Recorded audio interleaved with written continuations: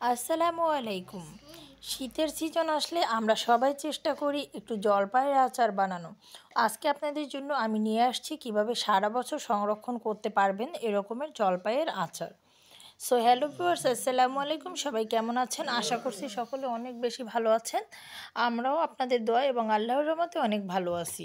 So সম্পূর্ণ প্রসেসিংটা কিন্তু এখানে দেখিয়ে দিচ্ছি, দেখেন। এখানে কিন্তু মশলা দিয়ে তেলের মধ্যে জলপাইগুলো ছেড়ে দিয়েছি। জলপাইগুলো কিন্তু আমি সিদ্ধ করে নিই নাই, শুধু জলপাইগুলো সুন্দর করে ধুয়ে রোদে হালকা করে পানিটা শুধু শুকিয়ে নিয়েছি। আর জলপাইগুলো চাকু দিয়ে সুন্দর করে রাউন্ড করে করে কেটে কেটে কেটে দিয়েছি, যাতে দেখতে সুন্দর দেখা যায়।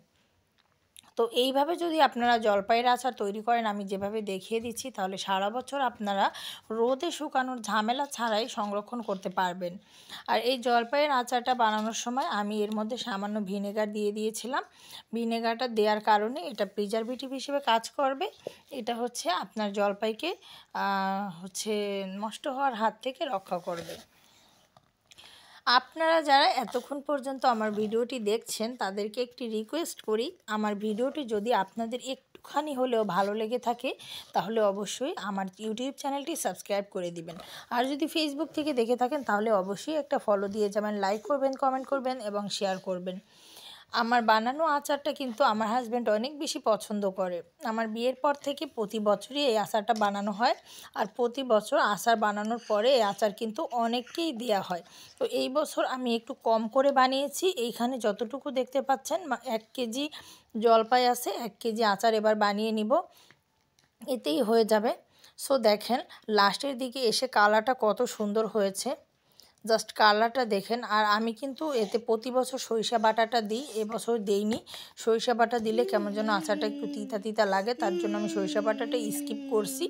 অন্য অন্য সব মশলা দিয়েছি, পাঁচফোড়ন, রসুন, হলুদের গুঁড়া, মরিচের গুঁড়া, জিরার গুঁড়া, তারপরে গরম মশলা, তেজপাতা, ভিনেগার সবই দিয়েছি। তো আপনারা এভাবে একটু ট্রাই করে দেখবেন কেমন হয়েছে। আর আমার বানানো আচারটা দেখতে কেমন হয়েছে সেটা কিন্তু অবশ্যই জানাবেন। খেতে কেমন হয়েছে সেটা জানাতে না পারলেও দেখে কিন্তু বুঝতে পারছেন এটি কিন্তু অনেক বেশি স্বাদের হবে। আর দেখেন দেখতে কতটা সুন্দর লাগছে। আর জলপাইটা এভাবে কেটে দেওয়ার কারণে জলপাইটার সৌন্দর্য অনেক গুণ বেড়ে গিয়েছে। এভাবে জলপাইয়ের আচার আপনারা বানিয়ে খাওয়ার চেষ্টা করবেন। আর আপনারা যারা নতুন আছেন আমার ভিডিওটি দেখছেন তারা অবশ্যই একটা কমেন্ট রেখে যাবেন, যাতে আপনাদেরকে আমি সাপোর্ট করতে পারি। এবং আপনারা আমাকে সাপোর্ট করলে আমিও একটু সামনের দিকে এগিয়ে যেতে পারবো।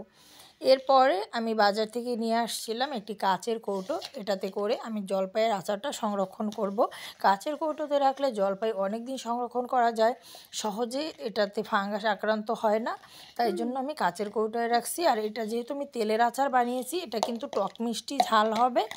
আর এই তেলটা দিয়ে আপনারা খিচুড়ি এবং শাক দিয়ে যখন ভাত খাবেন তখন এই তেলটা খেতে পারবেন।